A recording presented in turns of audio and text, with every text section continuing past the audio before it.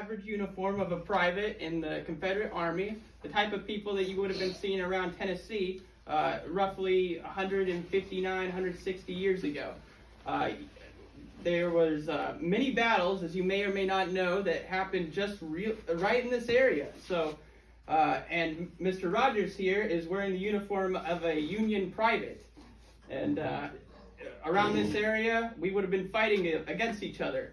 And so we're here to teach you a little bit about the different kinds of weapons and the different ways that people fought back in the day. I heard that some of you guys have recently read Red Badge of Courage. We all have. Okay. Great.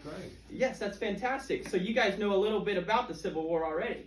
So that's awesome. So what I've got here is an 1853 Enfield musket. And these aren't really like the kinds of guns you'll see today.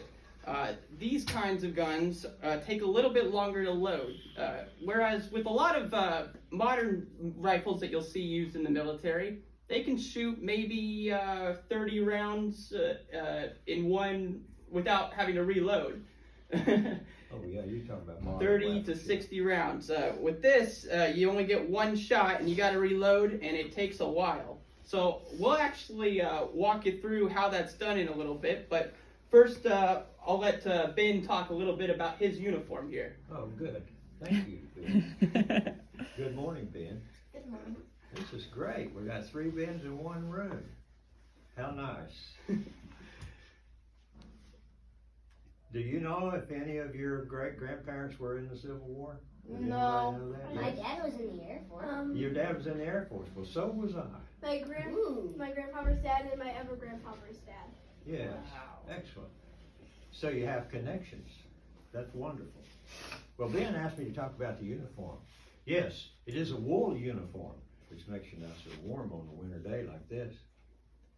It also makes you nice and cool on a summer hot day. And you say, well, how can that be? How can that possibly be? You get hot in the summertime, right? Mm-hmm. And you sweat, right? Mm-hmm. You might have had enough science by now to know that water evaporates. And when water evaporates, it cools. It's called an endothermic reaction. So once you get hot and sweaty with a wool uniform on, it begins to actually cool you because it's evaporating. And that's no brag, that's just fact. It's real science. Yes.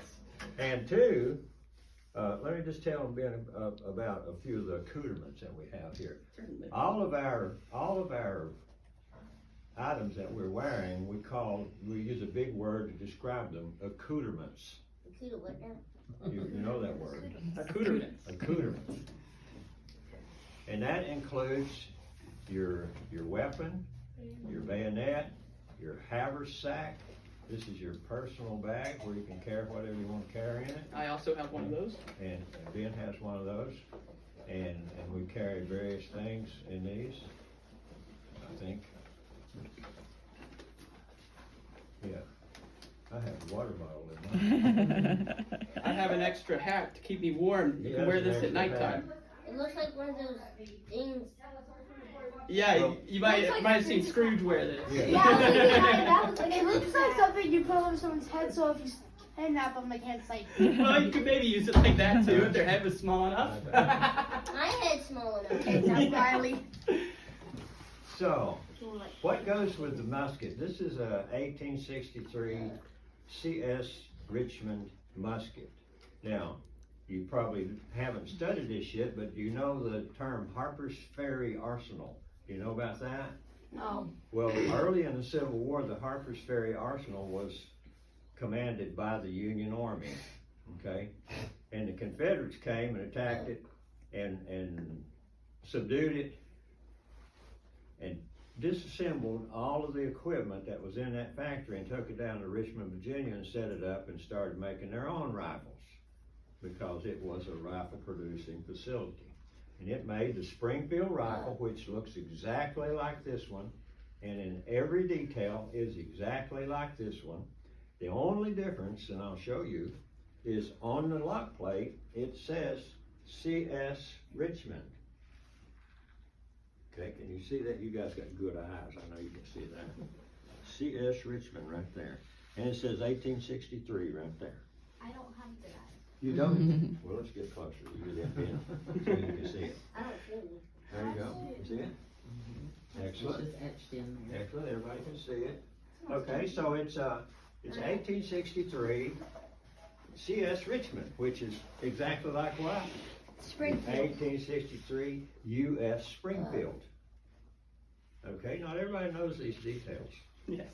And speaking of details, I've actually brought an example of the kind of weaponry that was used before the Civil War and at the very beginning of the Civil War. And I'll tell you why they didn't use these later on in the Civil War. But, so, I'll teach you basics of how this thing is loaded and fired. So what you would do back in the day is you would get your cartridge out of your cartridge box. And you would tear off the paper here and spit it on the ground. And then you would flip this frizzen up and you would pour a little bit of powder into this pan here, which would feed into this barrel. Did you pour And it? then you would pour, no, I've not poured any into this time. I'm just giving you an example here. But then you would pour the rest of the powder in this, down this barrel. And after that point, you would withdraw your ramrod here and ram the ball down into this barrel all the way. And after a while, this would get a little bit difficult to do because after you've shot this several times, powder will build up in here and make it a little bit slower.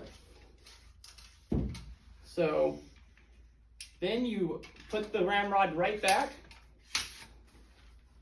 You bring up your weapon up to yourself like this. You take aim, you pull the hammer back, and sparks fly and will ignite the powder in this pan. And then boom! Yeah, you're gonna get, you'll be sending that ball right out towards whoever you were pointed at. And I like this part. And it These- out a lot of smoke. these have something called rifled barrels. And what rifled barrels do is they allow a bullet to grab onto them and spin as it's coming out. Oh, yeah. And they would commonly have balls such as this, which I'll pass around. You guys can pass this around. That's in our video, you know, at the beginning of the video. Yeah. The part y'all like. Yes. Where the bullet Yes, comes out. this is a 58 caliber bullet there. Look at And this. they could fly about 120 yards accurately. But the reason they stopped using these is in wet conditions, when it was raining, it became a little bit difficult to fire these because when your powder's wet, you can't shoot. And a lot of times moisture can get trapped in this part right here. So they came up with an innovation. They started using percussion guns, which is the type both Rogers and I have here. So we would place one of these instead of using the frizzen and the sparks here. We place one of these on here, and it would explode when this hammer comes down on it, and that would ignite the powder inside your barrel you put in it. So I'll pass one of these down around. Can you fire that one? Technically, Yeah, I could. Yeah, I could. If you want to, it'll be a little small bang. I've not put any powder in this, but I can show you if you want. Yeah. Okay. All right. I want to hear an explosion. Woo! No! I'm just lucky that there wasn't any bullets in that thing. The first bullet that we passed around, is it made out of lead? Yes, yes. Or else that All the thing bullets at would that time were made out of lead. Now, I'm going to pass these around, and I'll actually let all of you take one home with you. This is the kind of bullet that was used in the Civil War. Now, you'll notice this is shaped a little different from that ball that's being passed around. It looks like a missile. It's a good guess. You can make hollow tips out of these, but this is actually called a Minet ball. If you wanted to make it a hollow tip, you would use a knife, and you would cut you can cut an X or a cross into it, and that would actually make that a hollow point. But that wasn't done very often in the Civil War. But I'll pass this around, and you guys will actually all get to take one of these home today. Oh, wow. That is called a Minet ball. And the thing about those is they can fly way faster and be way more accurate. And if it hits at much farther distances. So that's why they were used in the Civil War. And they feel a little lighter. Yeah, surprisingly, they do feel a little lighter. They're actually the same size in diameter as that little ball that's being passed around. They're both 58 caliber bullets. Yeah, who has the 50? This is not So, lighter. did you get to see the ball? It feels lighter. It's heavier. It feels lighter than me. It's way You can pass this around and take one. Take one down. Smells like gunpowder. Take one down and pass it around. So that smells stinks. Yeah. I Yeah, it imagine kind of it was smells like like. for you to be shooting millions of those rather. It kind of smells like. It kind of smells like fireworks, in my opinion. I can see Hey that. guys, when you look at their uniform, Thank you. what is something aside from the color? Do you notice? The CS and US. Yeah, what do you think that? What do you, Oh, Confederate States and United States. Exactly. Very smart. You taught him well, Miss Bechtel. No, I thought this is us. Us. There's a 50 caliber in here. No, because There's a 50 Can anyone guess what this is used for? Water. Exactly. I saw that in Godzilla movie. These are very important. it's Okay. used for canteen. There's a 50 caliber. You can imagine how hot you might get marching around in the summertime, having to carry all this stuff. Now, I'm actually gonna let you guys hold my musket. So if you guys all want to stand up in a line, I'll let you guys hold it so that you guys can all feel how heavy this is. It's a lot heavier than many modern How rifles. tall is it?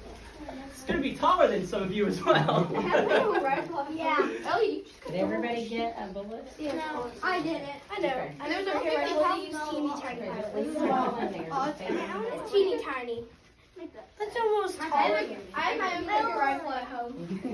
You have your own musket at home? Cricket. I don't have it. Oh, a cricket rifle. I don't know if that would fit in it. I have a 4-H. Look, Look, That's did you get a awesome. bullet? There you go. Yeah. Did you get a bullet? I'll I actually. want to see if it's taller. Did you get one? It is Did probably. everybody get one? It's No. really strong. No way. I am Very cool. superior. we should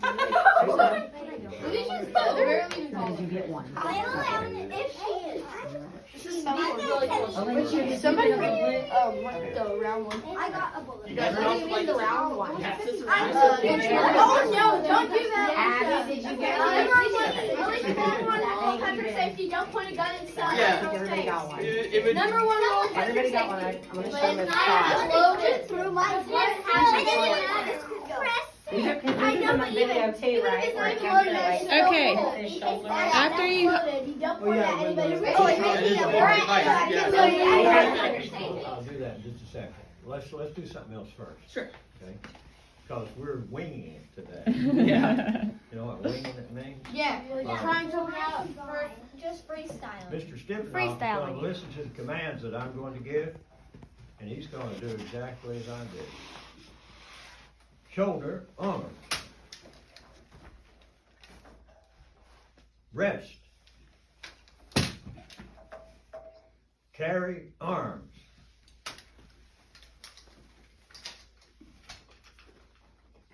Rest. Fix bayonets.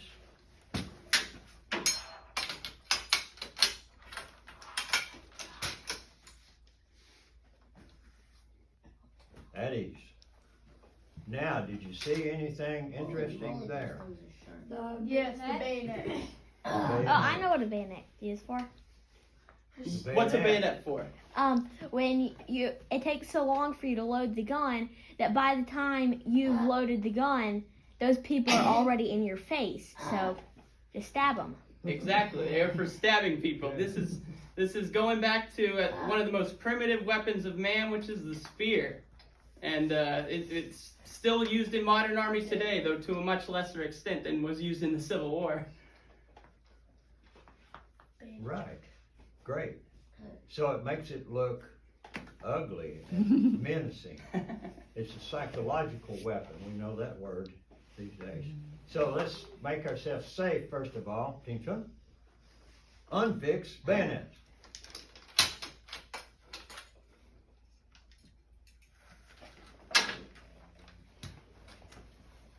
Now you'll notice that Mr. Stepanoff is quick because I'm 4 times as old as Mr.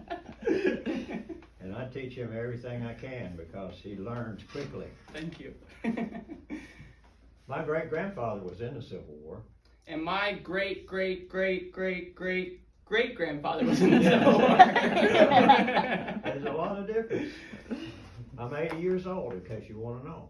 And I'm just 23. Wow. So that's why I said I'm almost 4 times as old as he is. But that's okay.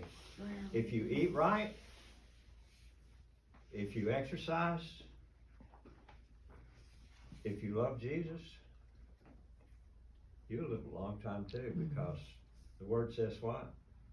Psalms 90 and verse 10 says what? It's appointed unto man 70 years, that's 70 years. A score is 20, 3 times 20 is 60, plus 10 is 70. Wow. 70. Or, you know what the last part of the verse says? Maybe even if you're in good condition, 80 years. Thank you, Lord. Here I am. Okay? Now, the mini ball. In Civil War reenactments, I'm the major surgeon of the battalion. I wear a different uniform during reenactments. I'm an officer, I'm a major, I'm also the medical officer. And so we have some rules. We don't want to get anybody hurt, but believe me, I've picked out lots of briars and bandaged up a lot of scrapes. But that's okay, that just happens when you're having a real good time. What we don't want is somebody seriously getting hurt.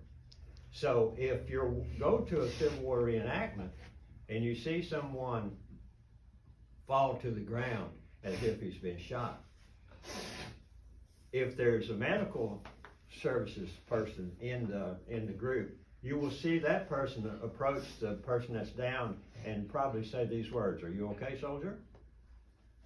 Because we want to make sure that nobody is hurt. So it's a fun thing, but it's also very serious. And anytime there's any kind of weapons involved, there's the potential for somebody getting hurt. And so we want to make sure that never happens. The mini ball. Now, Ben calls it Manet. And why does he do that? Because Monsieur Manet, a Frenchman, is the man who invented it. And so it's stuck with that. But most everybody in the South can't cough up that Manet part. So what do they say? Mini. Mini ball. Mini. Yes, so it's a large mass of lead coming at you at about 800 feet per second. If it hits you, it's like you've been run over by a transit bus. Yeesh. It's actually larger than many modern rifle rounds that Yeah. are used in the military today. I believe even anti-tank rounds are about 50 cal, right? That's right. 50. What you're holding is a 58 caliber bullet. Right. Much So larger. They're big. Yes, dear. Isn't it, if you get lead in your bloodstream, isn't it bad? Yes, lead is poisonous to your body, but you could potentially, depending on where it hit you, you could live with that inside your body for the rest of your life, potentially without any issues. But aside from the issue that you've been shot. I do not want a bullet in And that's why they stopped using lead So- in paint. Let Yes. me continue the thought. The mini ball is such a large mass. It's coming so fast. You don't know anything in the 5th grade yet about force and mass. I But certainly speed didn't. Not times yet, mass is equal to force. So if you've got a mass that's 400, that's about 80 grams, going 800 feet a second, that's a lot of force when it hits you. Oh yeah, like if you it's like with a bow. Like you pull a barrel back so far and you let it go. Is that force? Yeah. Yes, that's exactly correct. Yes. Very good. They make the connection so quick. Mhm. They always get it. So the mini ball, if it happens that it hits you on this on your leg right here, what's this bone called? You know what the bone called? The femur. The big bone that's in your leg. Everybody touch the femur. Is that it? Okay, everybody's got two of Up them. here in the thigh. Everybody's got two of them, one here and one That here. feels weird. Okay? Femur. Say it. Femur. Very good, don't forget it. Because if a mini ball ever hits it, it's gonna break it. Also, if you hit your And because it's such a grievous wound, the medical services had only one option, to cut the leg off. Because they couldn't fix it. The bone's all shattered into pieces, you can't fix it. You've seen this in a movie already, I hear your teacher talking about it. That's that part. It's terrible. So they would amputate. So believe me, there were lots of amputations during the Civil War, something like. And the Revolution War. half of Oh, it. yes. In the Revolution, they amputated also. That was the fix, that saved a lot of men's lives. Left them crippled, obviously, but nevertheless saved their lives. And the reason it saved their lives is that if they'd have left that shattered bone and everything just open like it was likely to get something called an infection. An infection is what happens when It's like you. basically a virus? Or bacteria. It's Yeah, bacteria. You know how you wash your hands to get rid of bacteria and stuff. COVID is Well, if you don't wash a wound and if you don't take care of it, what can happen is you can It's get something called Get infection. infected and Yes, and that can go into your blood and you can die.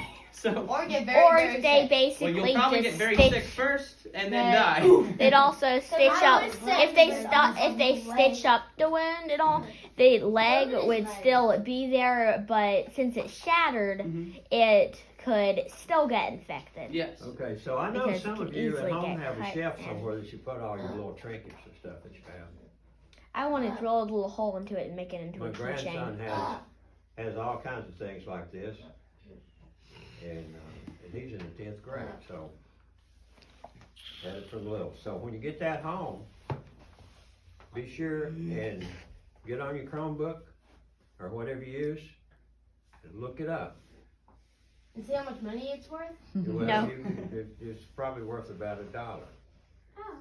Oh, But- I thought it was probably gonna be worth like 1,000 books. No. Seems accurate. They just That's give the us dream that. that you're having. Seems accurate.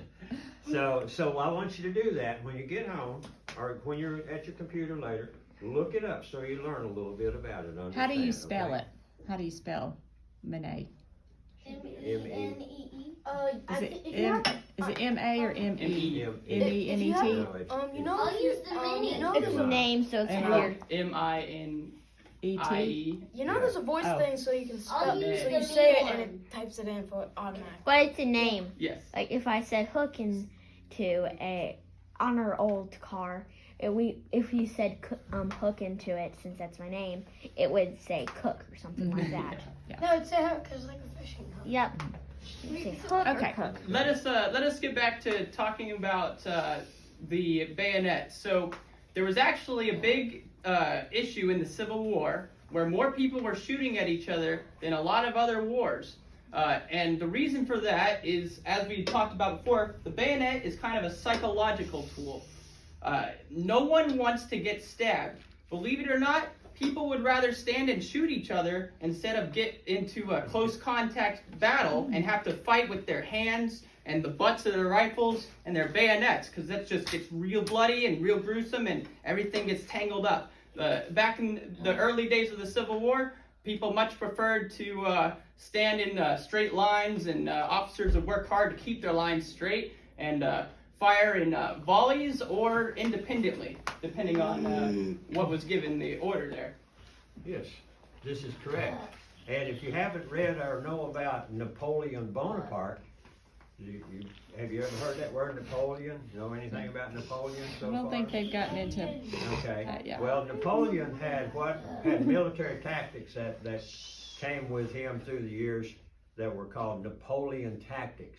And the Napoleon tactics were line up in lines and get confront each other. Yes. So we would be standing shoulder to shoulder if he and I were on the same side, and we would be doing the exact same commands at the same time, and basically like functioning as one unit. Yeah, and you would be in close proximity. You need something? No, I was just gonna wave at Ben. Oh, yeah. Yeah. I taught Ben, can you believe it? I've been here that long, Yes. excuse me. I know, I taught him. I'll tell you all the things Wait, about what? Ben as a child. We'll salute her. Yes. Good.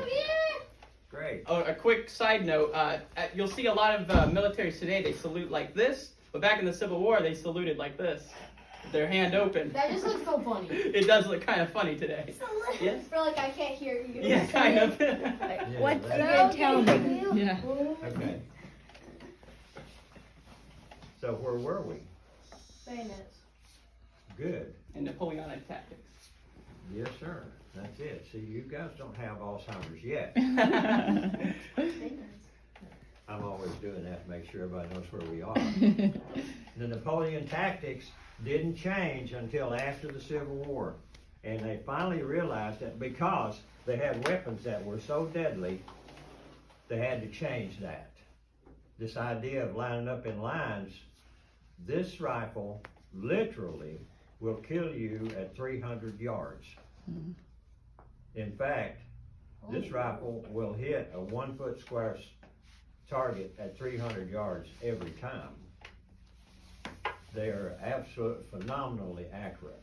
So, how, just to give you an idea, like, how long is a football field? Does anybody know? It's 100 It's a- yards in It's 100 Plus, yards. the, yeah. So 300 basically 120 three, football if you fields. lined up Football 3 fields football long. fields. 10-yard end zone. Yeah, Right. it's I true. thought football fields were a mile. No. They're 120 yards. Yeah. You think people sprint So miles? that's that 30 part. Well, seconds. what else have we got? Do you We want could also talk about smooth bores. Huh? You want to talk About about what? smooth bores? Smoothbore? Well, we can, but first, I look down at our shoes. Oh, yes. Direct your attention to our shoes. what's on the bottom of his shoe? Horseshoes. Horseshoes. What's Why on the do you- bottom of mine? Why do you a think those are horseshoe. on there? Yeah. Oh, they're bottle openers. You Protection. just stick your foot up Well, there, pop it off. No, it's to keep the heel from your boot from wearing out so fast. Because they didn't have cars. They had to all walk that distance, remember? miles and miles and If you were miles. lucky, you might have And- gotten to ride a horse, but and- we wouldn't have. These, obviously, the boots that I have are boots. And he's got These- shoes. These are called brogans. Do you know that word? Nope. Well, that's Civil War shoes. Yeah, these became popular in the 1850s. Brogans. Now, this young man over here said his dad was in the Air Force, is that what you said? Yep. I was in the Air Force too, back in the 60s, and they issued us brogans, and that's exactly what they called them. They looked exactly like this, except they were black. Had Wow. the same opening, the same 3 eyelets, it was just a pair of brogans. Huh. So it takes time for a lot of this stuff to change. And that was 100 years later after the war. Mhm. Anyway, I just, I looked down and saw our boots and took opportunity since it's fly by wing. Yes. Well, I've also brought something that was very commonly issued as food for the soldiers. Looks like Now- Ask them if they know what it is. It is. Do any of you guys know what this is? I can't recall, but I think it might have been It's a- mentioned in Red Badge of Courage. Oh, I know. I believe it's like Or Lucy's got her hand up. You got your idea? I don't know what they used to call it, but I think that's pita bread. It is technically a kind of bread. Yeah. It is closer to a cracker, I would say. Yes. No one knows what this is called. Sandwich cracker. Good guess. This is called hardtack. It's Oh, yeah. very simple, but it actually lasts very long. Now, it's not the most delicious thing in the world to eat. It's made out of flour, water, and salt. That's it. You can make it at home. They call it hardtack because over time this gets very hard. You can actually make this, and it could potentially, if you store it right, this can last longer than you'll live. They've actually found some hardtack that is 300 years old, and they say it's still just as edible as the day it was made.